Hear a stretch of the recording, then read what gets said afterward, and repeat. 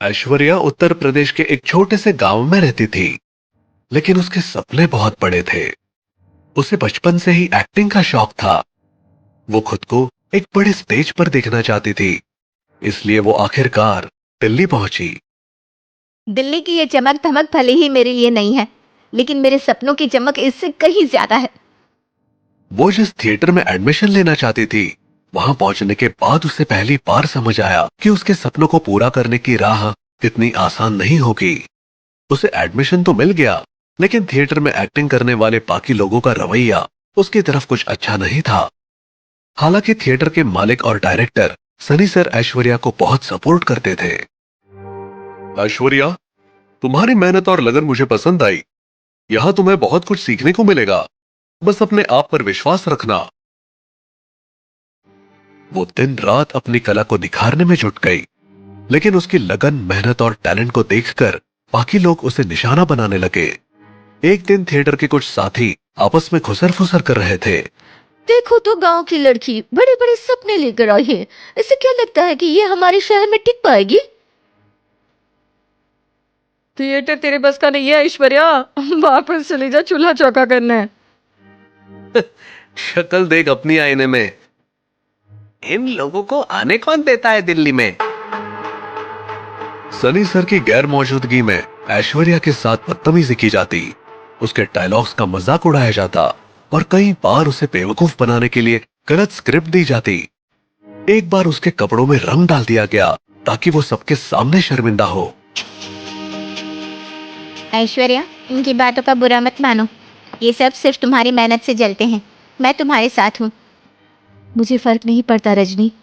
मैं यहाँ अपने सपने पूरे करने आई हूँ और मैं हार नहीं मानूंगी।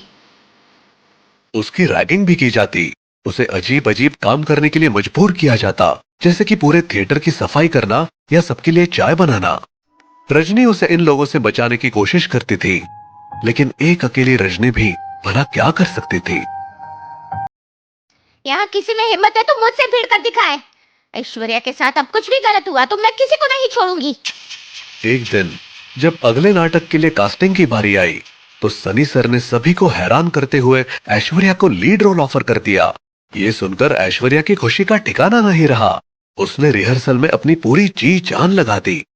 इस नाटक में लीड रोल ऐश्वर्या निभाएगी और मैं चाहता हूं कि सब लोग उसका पूरा साथ दे। लेकिन नाटक के शुरू होने से ठीक 2 दिन पहले ऐश्वर्या अचानक थिएटर से गायब हो गई। कोई उसे ढूंढ नहीं पाया। उसके साथी जो उसे परेशान करते थे मान बैठे कि वो हताश होकर वापस अपने गांव चली गई होगी। कहा था ना कि ये गांव की लड़की यहाँ नहीं टिक पाएगी। लगता है डरकर भाग गई। ऐश्वर्या के अचानक गायब हो जाने से उसकी दोस्त रजनी बहुत परेशान हो गई। उसने हिम्मत दिखाते हुए सनी सर से कहा, सनी सर, अगर आप चाहे तो मैं ऐश्वर्या की जगह ये रोल निभा सकती हूँ। मैंने उसके साथ रिहर्सल में काफी वक्त बिताया है और मुझे उसकी सारी लाइनें याद है। ठीक है। 2 दिन बाद नाटक का दिन आ गया। पूरा थिएटर दर्शकों से खचाखच भरा हुआ था।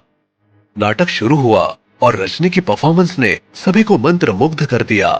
जैसे जैसे नाटक खत्म होने की ओर बढ़ा, तालियों की गड़गड़ाहट पूरे थिएटर में गूंज उठी। लेकिन तभी अचानक सारी लाइट्स बंद हो गई। पूरा थिएटर अंधेरे में डूब गया और खामोशी छा गई। ये क्या हो गया? लाइट्स क्यों चली गई? अंधेरे में डूबा थिएटर अब बेहद डरावना लगने लगा था। तभी स्टेज पर एक फोकस लाइट जली और सबकी नजरें उसी ओर मुड़ गई। वहां एक अजीबोगरीब जोकर खड़ा था। ये कौन था? इसे यहाँ किसने बुलाया? हो सकता है सनी सर ने बुलाया हो। जोकर का चेहरा सफेद रंग से पुता हुआ था, आंखें गहरे काले रंग से घिरी थी और उसके होठों पर एक अजीब सी मुस्कान थी। जोकर ने बिना बोले स्टेज पर अजीब अजीब और डरावनी हरकतें करनी शुरू कर दी। उसकी हरकतें इतनी अजीब थी कि दर्शक समझ नहीं पा रहे थे ये क्या हो रहा है। ये कोई मजाक तो नहीं लग रहा। कुछ तो गड़बड़ है। तभी जोकर अचानक हवा में उड़ने लगा। ये देखकर सब सन्न रह गए। जोकर ने धीरे से अपनी उंगली प्रिया और करण की तरफ उठाई और स्टेज पर आने का इशारा किया। प्रिया और करण स्टेज पर पहुंचे। जोकर ने पहले करण की ओर इशारा किया और फिर बेंच की तरफ। मैं बेंच पर लेटूं? लेकिन क्यों? नहीं करण, मत लेटना।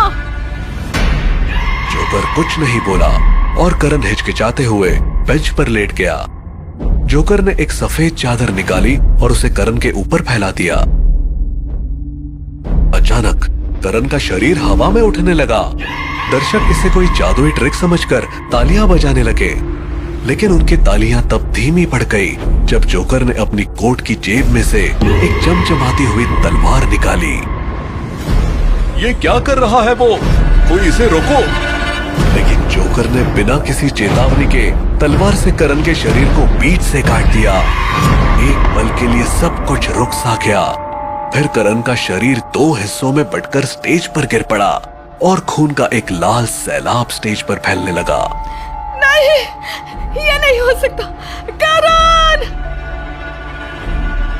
लेकिन जोकर प्रिया की ओर बढ़ने लगा। प्रिया ने डर के मारे भागने की कोशिश की, लेकिन जोकर ने उसे पकड़ लिया और बिना देरी किए उसकी गर्दन पर तलवार चला दी। प्रिया का सिर उसकी गर्दन से अलग हो गया और जोकर ने वो सिर हंसते हुए दर्शकों की ओर फेंक दिया। जैसे ही प्रिया का कटा हुआ सिर दर्शकों तक पहुंचा, थिएटर में भगदड़ मच गई। लोग अपनी जगह से उठकर पागलों की तरह इधर उधर भागने लगे।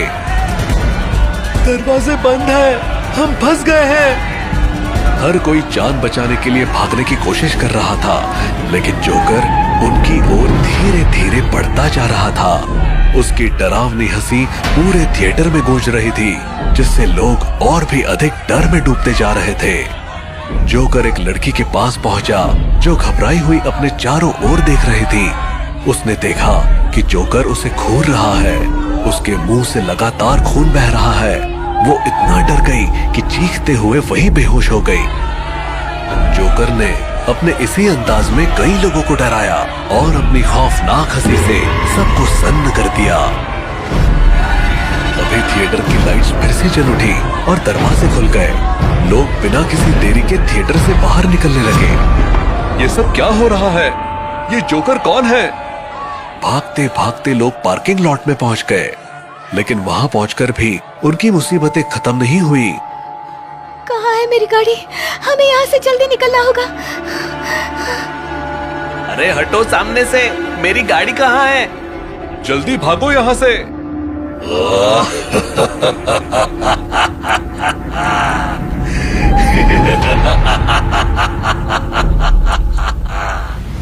लेकिन तभी जोकर पार्किंग लॉट पे प्रकट हुआ। उसकी खौफनाक हंसी सुनाई दी। वो धीरे धीरे टीना की ओर बढ़ा। मुझे छोड़ दो प्लीज, प्लीज मुझे जाने दो। जोकर के चेहरे पर कोई दया नहीं थी। उसने अपनी तलवार उठाई और टीना पर वार कर दिया। उसकी चीखें गूंज उठी, लेकिन जल्द ही उसकी आवाज खामोश हो गई। इसके बाद जोकर लारा की ओर बढ़ा। नहीं, प्लीज मुझे जाने दो, प्लीज मुझे जाने दो। तुम जो कहोगे वो मैं करूंगी, मुझे जाने दो। लेकिन जोकर ने उसे भी नहीं छोड़ा। ये क्या है? ये कोई इंसान नहीं हो सकता, ये कुछ और है। जोकर ने गगन की बात खत्म होने से पहले ही उसे काट दिया। पार्किंग लॉट में खून फैल गया। चारों तरफ लाशें गिरने लगी। अब जोकर ने सनी सर की ओर देखा। अब मेरी बारी है। हे भगवान, आखिर ये हो क्यों रहा है? जोकर उनके पास आया, लेकिन वो उन्हें देखता हुआ उनके पास से गुजर गया। इसने मुझे क्यों छोड़ दिया? ये क्या था? जोकर रजनी के पास पहुंचा। वो एक कोने में छिपी हुई थी। उसके हाथ पैर डर से कांप रहे थे। उसने अपनी आंखें बंद कर रखी थी, लेकिन उसे महसूस हुआ कि कोई उसके पास आ रहा है। उसने आंखें खोली तो देखा कि वही खौफनाक जोकर उसके सामने खड़ा है। तुम ये सब क्यों कर रहे हो? प्लीज मुझे जाने दो। जोकर ने धीरे धीरे अपनी कैप उतारी और अपना चेहरा साफ करने लगा। जब मेकअप साफ हुआ तो रजनी ने देखा कि वो कोई और नहीं बल्कि उसकी दोस्त ऐश्वर्या थी। ऐश्वर्या, तुम मुझे माफ कर दो, मुझे माफ कर दो, प्लीज मुझे माफ कर दो। मुझसे गलती हो गई, मुझे माफ कर दो। बाकी सबने तो सीधे सीने पर वार किया, लेकिन तुम तो दोस्त थी, तुमने पीठ पर वार किया। धोखेबाज कहीं की, तुम मुझसे इतना चलती थी कि नाटक का मेन रोल लेने के लिए मुझे ही मरवा दिया, और वो भी इतना बेइज्जत करके, ये ऐसे जोकर बना के। अब तुम नहीं बचोगी। रजनी गिड़गिड़ाने लगी, लेकिन उसकी मिन्नतें बेकार साबित हुई। ऐश्वर्या ने बेरहमी से रजनी का गला दबाना शुरू किया। वो तड़पती रही, लेकिन ऐश्वर्या ने उसे नहीं छोड़ा। वो मर गई और ऐश्वर्या ने उसे दूर फेंक दिया। जब रजनी का शरीर जमीन पर गिरा, तब ऐश्वर्या की आंखों में अजीब सी खुशी झलक रही थी। अब पार्किंग लॉट में सिर्फ एक अजीबोगरीब सन्नाटा था। ऐश्वर्या ने अपने जोकर के कपड़ों और मेकअप को एक तरफ फेंक दिया और एक आखिरी बार सनी सर की तरफ देखा। ऐश्वर्या, तुम? फिर ऐश्वर्या अंधेरे में गायब हो गई और उसके साथ ही इस खौफनाक कहानी का अंत हो गया। सनी सर अकेले उस पार्किंग लॉट में खड़े थे और अब वो आजीवन ये घटना नहीं भूल पाएंगे।